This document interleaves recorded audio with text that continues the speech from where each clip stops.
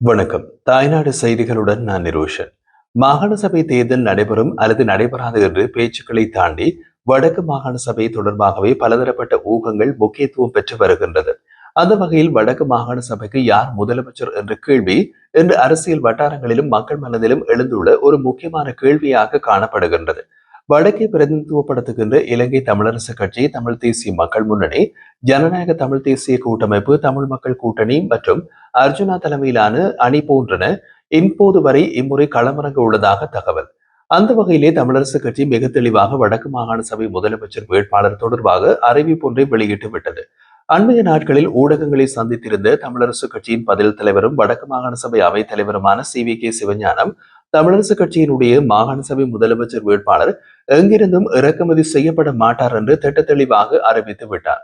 அதன்படி தமிழரசு கட்சிக்குள் உள்ள ஒருவரை முதலமைச்சர் வேட்பாளர் ஆக முன்னிறுத்தப்படுவார் என்ற விடயம் உறுதிப்படுத்தப்பட்டிருக்கின்றவையினால் அது பெரும்பாலும் முன்னாள் நாடாளுமன்ற உறுப்பினர் MA சுமந்திரன் கொண்டுவரப்படலாம் என்ற ஊகம் அதிக அளவில் காணப்படுகின்றது. அதே நேரம் மற்றொரு சந்தர்ப்பத்தில் நாடாளுமன்ற உறுப்பினர் சிவஞானம் ஸ்ரீதரன் நாடாளுமன்ற உறுப்பினர் உரிமையை தொடர்ந்து மாகாண சபை முதலமைச்சர் வேட்பாளராக சில வேளைகளில் களமிறக்கப்படலாம். ஆனால் சுமந்திரன் வெளிப்படையாகவே தான் முதலமைச்சர் வேட்பாளராக களமிறங்குவேன் என்று தெரிவித்திருக்கின்றார். அதன்படி தமிழரசு கட்சியின் முதலமைச்சர் கனவு பாதை எந்த மாதிரி தெளிவாகவே இருக்கின்றது. வடக்கு மாகாணத்தில் 38 ஆசனங்கள் உள்ளன. கடந்த முறை தமிழ் தேசிய கூட்டமைப்பு அதில் 30 ஆசனங்களை வென்றது. இம்முறை அப்படி யாருக்கும் அறுதி பெரும்பான்மை கிடைக்காது. கூட்டணி வைத்துத்தான் ஆட்சி அமைக்க வேண்டும். அத்துடன் தமிழரசு கட்சி வடக்கு மாகாண சபை தேர்தலில் தமக்கு பெரும்பாலும் 10க்கும் மேற்பட்ட ஆசனங்கள் கிடைப்பதற்கான வாய்ப்புகள் இருப்பதாக நம்புகின்றது. கூட்டணிக்கு ஏதாவது கட்சிகளை இணைத்துக் கொண்டால் முதலமைச்சர் பதவியை பிடிப்பதற்கான வாய்ப்புகள் இருக்கும் என்றும் அந்த கட்சியினர் நம்புகின்றார்கள். மறுபுறம் முன்னாள் முதலமைச்சர் CB விக்னேஸ்வரன் தலைமையிலான தமிழ் மக்கள் கூட்டணி காணப்படுகிறது. அந்த கட்சி அண்மையில் யாழ்ப்பாணத்தில் கட்சி அலுவலகத்தை ஆரம்பித்திருப்பதோடு அந்த கட்சி சார்பாக பெரும்பாலும் சட்டத்தரணி விஸ்வலிங்கம் மணிவண்ணன் களமிறக்கப்படுவதற்கான சந்தர்ப்பங்கள் இருக்கிறது.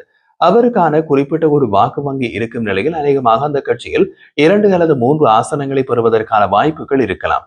இது இவ்வாறு இருக்க கஜேந்திரகுமார் பொன்னம்பலம் தலைமையிலான தமிழ் தேசிய மக்கள் முன்னணி கடந்த காலங்களில் மாகாண சபை முறைமையினை எதிர்த்திருந்த நிலையில் கடந்த மாகாண சபை தேர்தலில் போட்டியிடவில்லை. ஆனால் இம்முறை மாகாண சபை தேர்தலில் போட்டியிடுவோம் என்று திட்ட தெளிவாக அறிவித்திருக்கும் நிலையில் ஒருவேளை தமிழ் தேசிய மக்கள் முன்னணி களமிறங்கினால் விக்னேஸ்வரன் தலைமையிலான தமிழ் மக்கள் கூட்டணிக்கு எத்தனை ஆசனங்கள் கிடைக்குமோ அதே அளவான ஆசனங்கள் தமிழ் தேசிய மக்கள் முன்னணிக்கும் கிடைக்கக்கூடும். எனினும் ஆசனங்களை அதிகரிக்க வேண்டும் என்றால் கடந்த உள்ளூராட்சி மன்ற தேர்தலில் தமிழ் தேசிய மக்கள் முன்னணி ஜனநாயக தமிழ் தேசிய கூட்டமைப்போடு இணைந்து போட்டியிட்டது போல் கூட்டணியாக போட்டியிட்டால் ஆசனங்களை அதிகரித்துக் கொள்வதற்கான வாய்ப்புகள் இருக்கும் என்பதில் மாற்று கருத்து இல்லை.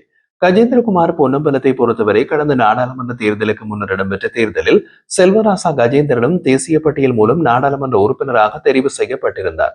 ஆனால் கடந்த நாடாளுமன்ற தேர்தலில் ஒரே ஒரு ஆசனத்தை மட்டுமே தமிழ் தேசிய மக்கள் முன்னணியால் பெற்றுக்கொள்ள முடிந்திருக்கின்றது.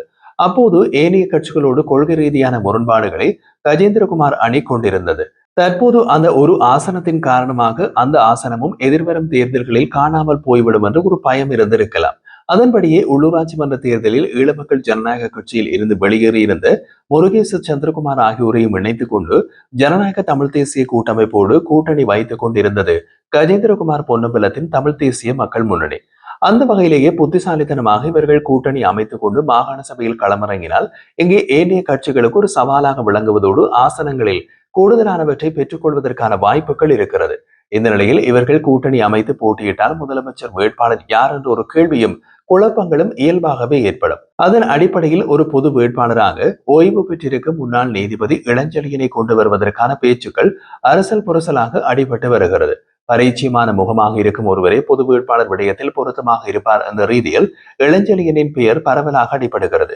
காரணம், யாழ்ப்பாணத்தில் பல்வேறு முக்கியமான வழக்குகளில் அவர் வழங்கிய தீர்ப்புகளின் மூலம் சாதாரண மக்களுக்கும் பரிச்சயமான ஒரு முகமாக இளஞ்செழியன் காணப்படுகின்றார். தமிழ் தேசிய மக்கள் முன்னணி மற்றும் ஜனநாயக தமிழ் தேசிய கூட்டமைப்பு ஆகியன இணைந்து ஒரு கூட்டணி அமைக்கின்ற போது வேட்பாளராக இளஞ்செழியனின் பெயர் முன்னிறுத்தப்படலாம். அல்லது தமிழ் தேசிய மக்கள் முன்னணி வேறு சில கட்சிகளோடு இணைந்து கூட்டணி அமைத்தால் அவர்கள் சில வேளை ஒரு பொது வேட்பாளராக இளஞ்செழியனை கொண்டு வரலாம். அல்லது ஜனநாயக தமிழ் தேசிய கூட்டமைப்பும் இவ்வாறான ஒரு பொது வேட்பாளரை கொண்டு வருவதற்கான வாய்ப்புகள் இருக்கின்றது. எது எப்படியோ இளஞ்செழியன் பொது வேட்பாளராக ஏதாவது ஒரு அணியினால் கொண்டு வரப்படுவதற்கான வாய்ப்புகள் இருக்கிறது. காரணம், இளஞ்செழியன் அரசியல் பின்புலம் இல்லாதவர் என்ற அடிப்படையில் அவர் ஒரு பொது கட்டமைப்பு மூலமே ஒரு பொது வேட்பாளராக கொண்டு வரப்படுவதற்கான சாத்தியங்கள் அதிகமாக உள்ளன. ஆனால் இளஞ்செழியன் அரசியலுக்கு வர சம்மதிப்பாரா என்பது ஒரு பெரிய கேள்வி. இது ஒரு புறம் இருக்க, நாடாளுமன்ற உறுப்பினர் அர்ஜுனா ராமநாதன் தனியாக களம் காண்பதற்கான வாய்ப்பை ஏற்கனவே அவர் அறிவித்து விட்டார். அதன் அடிப்படையில் அர்ஜுனாவுக்கு எத்தனை ஆசனங்கள் கிடைக்கும் என்பது அவருக்கு இருக்கும் செல்வாக்கை பொறுத்து மக்கள் தீர்மானித்துக் கொள்வார்கள் என்பதில் மாற்று கருத்து இல்லை. அது அவர் தேர்ந்தெடுக்கும் வேட்பாளர்களிலும் தங்கியுள்ளது. ஆனால் தனிப்பட்ட முறையில் அர்ஜுனா வடக்கு மாகாண சபை தேர்தலில் போட்டியிட்டால் நிச்சயம் வெல்வார் என்பது உறுதி. அர்ஜுனா தொடர்பாக சமூக வலைதளங்களில் பலர் அவருக்கு எதிராக கருத்துக்களை முன்வைத்து குத்தி முறிந்தாலும் அர்ஜுனாவுக்கான வெற்றி வாய்ப்பை தடுப்பதற்கு முடியாது.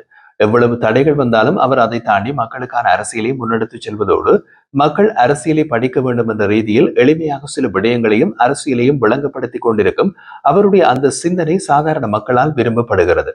அதே நேரம் கடந்த காலங்களில் இடம்பெற்றிருந்த மாவட்ட அபிவிருத்தி குழு கூட்டங்களில் ஒவ்வொரு அரசு அதிகாரிகளிடமும் அர்ஜுனா எழுப்பியிருந்த திட்டங்கள் தொடர்பான கேள்விகளுக்கு இந்த அரசு அதிகாரிகளிடமும் சரியான பதில் இல்லை. எனவே இந்த விடயங்களை நேரடியாக பொதுமக்களிடத்தில் எடுத்து கூறிய இடத்தில் பொதுமக்களால் அந்த நேரத்தில் மிகவும் விரும்பப்படும் ஒரு நபராக அவர் மாறியிருந்தார். எனவே மாகாண சபை அவருக்கு தெரிவு செய்யப்பட்டால் இவ்வாறான ஊழல் மற்றும் ஏமாற்று அரசியல்வாதிகள் மற்றும் அரசு அதிகாரிகளுக்கு மிகப்பெரிய ஒரு தலைவலியை கொடுப்பார் என்பது உண்மை. இந்த இடத்தில் வடக்கு மாகாண சபைக்கான வெற்றி வாய்ப்பை பார்க்கின்ற போது பெரும்பான்மையை பெற்றுக் கொள்வதில் ஒரு சில தடைகள் இருப்பதாக தெரிகிறது. காரணம், வெற்றி வாய்ப்புகள் பங்கிடப்படுவதற்கான நிலைமை காணப்படும் இடத்து ஆட்சியை அமைத்துக் கொள்வதில் ஒரு சிக்கல் நிலை காணப்படலாம். ஆனாலும் இன்னொரு புறம் தமிழரசு கட்சி யாருடனாவது கூட்டணி சேர்ந்தால் சில வேளைகளில் 10 தொடக்கம் 15 ஆசனங்களை பெற்றுக்கொள்ள முடியும் என்று கணக்கு போடுகிறது. தமிழ் மக்கள் கூட்டணி மற்றும் தமிழ் தேசிய மக்கள் முன்னணி 3 தொடக்கம் 4 ஆசனங்களை பெற்றுக்கொள்ளும். நாம் ஏற்கனவே குறிப்பிட்டது போல வடக்கை பிரதிநிதித்துவப்படுத்தும் குறிப்பிட்ட தமிழ் கட்சிகளுக்கு மேல் அதிகமாக தெற்கை பிரதிநிதித்துவப்படுத்துகின்ற கட்சிகளும் வடக்கு மாகாண சபையை கைப்பற்றுவதற்கான முயற்சிகளில் மும்முரமாகவே ஈடுபட்டு வருகிறது. இந்த நிலையில் தெற்கை பிரதிநிதித்துவப்படுத்தும் கட்சிகள் இடத்தில் மாகாண சபையை விட்டுக் கொடுத்தால் தமிழ் மக்களுக்கு ஒரு பேரிழப்பாகவே மாறக்கூடிய நிலைமை இருக்கின்றது. எனவே ஏதோ ஒரு இடத்தில் ஒற்றுமையாக கூட்டணிக்குள் நுழைந்து தமிழ் கட்சிகள் இந்த வெற்றி வாய்ப்பை தக்க வைத்துக் கொள்வதற்கான முயற்சிகளில் ஈடுபட வேண்டும் என்று நம்பலாம். இன்னொரு விடயத்தை குறிப்பிட வேண்டும். அது என்னவென்றால், தமிழ் தேசிய மக்கள் முன்னணியில் இருந்து வெட்டப்பட்டு தமிழ் மக்கள் கூட்டணியில் இணைந்தவர்தான் விஸ்வலிங்கம் மணிவண்ணன் மற்றும் வரதராஜா பார்த்திபன் போன்றவர்கள். எனவே அவர்கள் மீண்டும் தமிழ் தேசிய மக்கள் முன்னணியோடு இணைந்து களம் காண்பதற்கான வாய்ப்புகள் இல்லை. அவ்வாறான நிலையில் தேர்தல் முடிவடைந்து முடிவுகளை பொறுத்து விஸ்வலிங்கம் மணிவண்ணன் உள்ளிட்ட தமிழ் மக்கள் கூட்டணி தமிழரசு கட்சியின் சுமந்திரன் தரப்போடு இணைந்து கொள்வதற்கான வாய்ப்புகள் இருந்தால் ஆட்சியை பிடிப்பதற்கான சந்தர்ப்பங்களும் அதிகம். எனவே இந்த விடயங்களை வைத்து பார்க்கின்ற பொழுது சுமந்திரனுக்கான முதலமைச்சர் கதவு திறந்திருக்கின்றது. அவ்வாறு இருக்கின்ற போது எதிரணியில் இருக்கின்ற ஜனநாயக தமிழ் தேசிய கூட்டமைப்பாக இருக்கலாம் அல்லது தமிழ் தேசிய மக்கள் முன்னணியாக இருக்கலாம், விமர்சனங்களை விடுத்து சுமந்திரனுக்கு எதிராக ஒரு பாரிய கூட்டணி அமைத்து ஒரு ஜனரஞ்சகமான வேட்பாளரை களமிறக்க வேண்டிய கட்டாயம் உண்டு. அவ்வாறு இருந்தால் மட்டுமே சுமந்திரனுக்கு ஒரு சவாலை கொடுக்கக்கூடியதாக இருக்கும். இந்த கருத்துக்களை முன்வைத்தே தற்போது அவ்வாறான ஒரு வேட்பாளராக நீதிபதி இளஞ்செழியனினுடைய பெயர் பரவலாகவே அடிபடுகிறது.